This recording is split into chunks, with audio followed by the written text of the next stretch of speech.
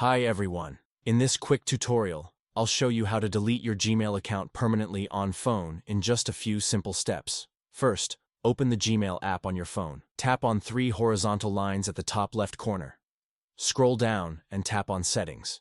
Select the Gmail account. Now, tap on Manage your Google account. Go to the Data and Privacy tab. Scroll down and tap on Delete your Google account. Sign in again to confirm it's you. Read everything carefully.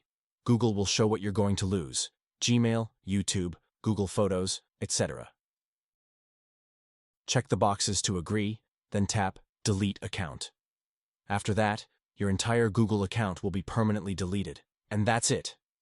How to delete your Gmail account permanently on phone. If this video helped, like this video and subscribe to my channel for more quick tech tips. See you in the next video.